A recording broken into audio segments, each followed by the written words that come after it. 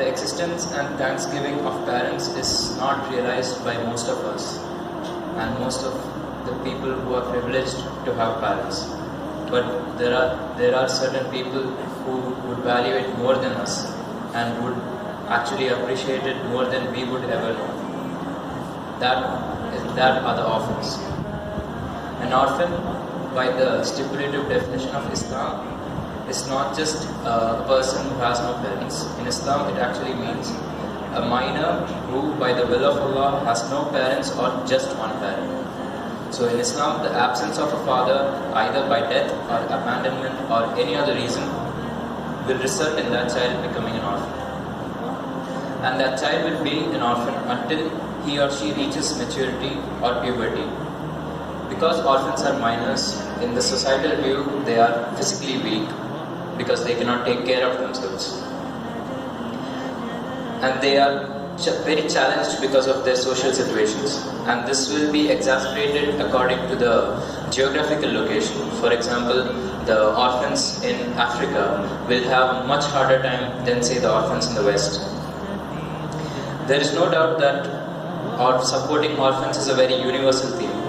But Islam is the only faith that has so extensively mentioned about orphans in our teachings. In fact, in Islam, the word yatim, or the word that which is the Arabic word for orphan, has been mentioned more than 20 times in the Quran, indicating the importance that Islam lays down for the parentless children. The many merciful verses, besides giving hope to the orphans, also prove a point that Allah has not taken away the parents just because He has ill will, but because it is a test for us and for them. We should understand how Islam wants to test and teach us through the pain and suffering that orphans go through. There is a lot of traditions and faith that we can see from the traditions of our Prophet and his Ahlul Bayt.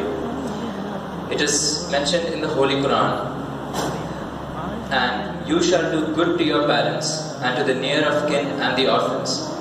So it has been said explained by the scholars that orphans are mentioned right after your family, and because of the importance they have.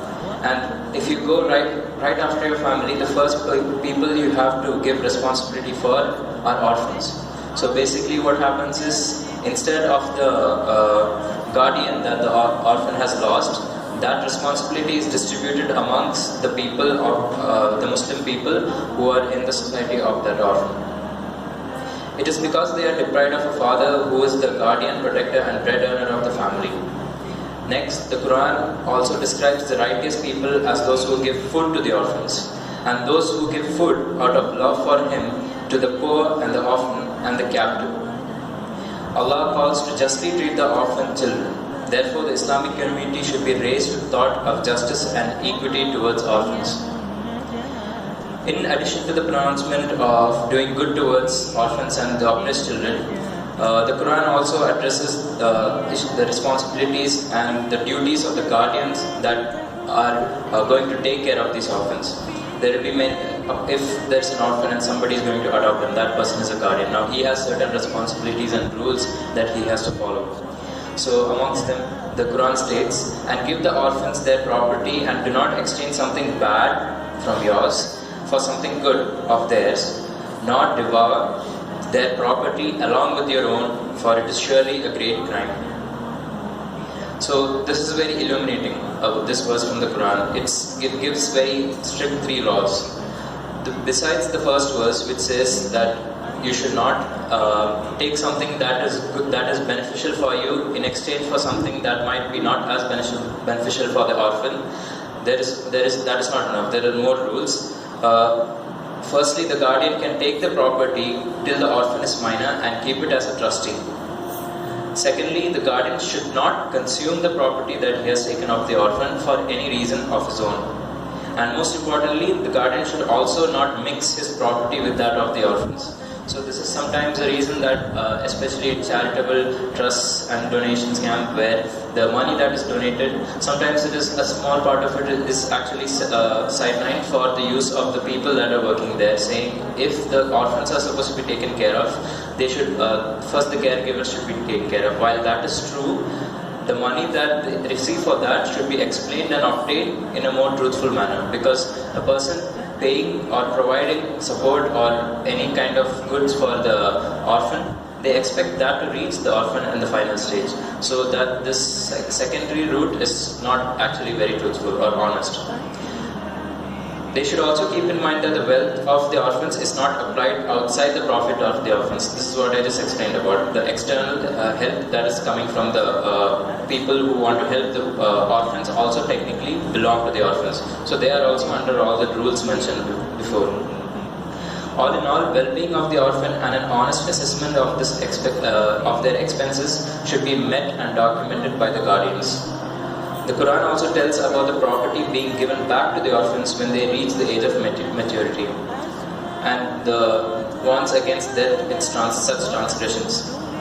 And it's mentioned in the Quran, and let those fear who, if they left behind them weakly children, would fear on their account, so let them be in awe of Allah and let them speak right words.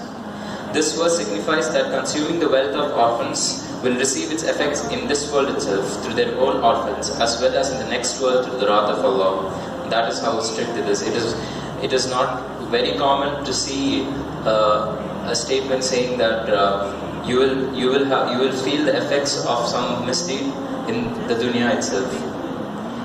We should be kind to the orphans of other people so that our orphans are also treated in the same way in the future. And when I say our orphans, I mean like in our community, in our small communities, in our small societies.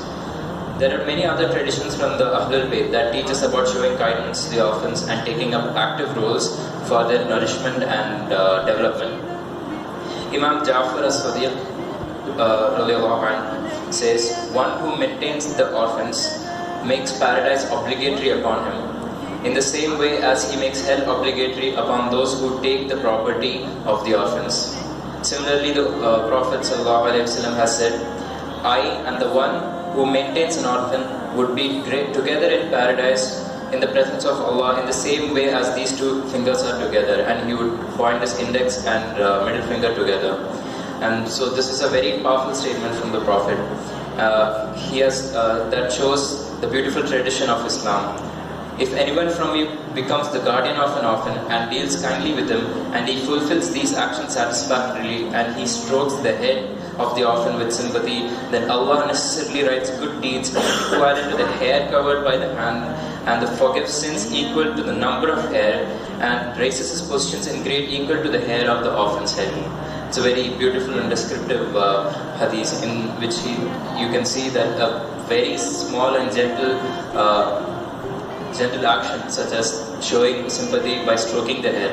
This is a more extrapolatory definition, but it means that any kind of caregiving that you can give in such manner will reach you very, very large rewards.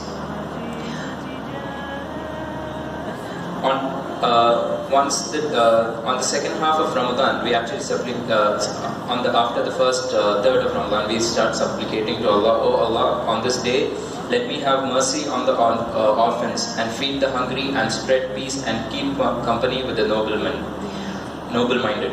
So here itself we can see Ramadan is one of the most sacred months and the most sacred period of any Muslim's life. So there itself, something that we do, the fast that we do, is in a way related understanding the sufferings of the orphans. So having mercy on the orphans is a very noble act, and showing kindness these days is not a very easy thing. It is not as simple as it may have once used to be, because now we have more secluded, we are more segregated away from those who are misfortunate. We do not, with our own eyes, see too many of the distraughted and unfortunate people. So we easily forget them, because we do not witness them personally all the time. For this purpose, therefore, there are many charitable institutes, and what we can do is, as we have planned from our side this time, is provide money, give them donations, visit them, as in your presence itself can sometimes make a big change for the orphans who are often lonely. And another way is praying for them, or for praying for the orphans, including them in your du'as. This is another way you can help them. At the end, we should remember the following deed that Imam Ali dictated in the document to his son Imam Hassan. Beware, beware, do not ever be neglectful of orphans. I warn you again, never leave an orphan hungry and unprotected. And this is very enlightening. Here it shows that unlike some deeds where you do it, you are told to do it and it is good if you do it, this responsibility that we have for the orphans, and if you extrapolate that to something else, it's also to the other poor and needy people. It is something that is not enough that you do, because if you don't do it, it is bad. It has been recorded in the book called the Book of Sins, and it is written by a great Imam. And here, this hadith also is coming from that book. So it shows you that it is not just enough to try and do it. It is our duty. So we should do it, and that is, I think, the most important thing that we should take away from this. So may Allah give us a better chance to fulfill our duties well in this regard. يا صديقي دلني لله إني غاية الفردوس والظل الظليل.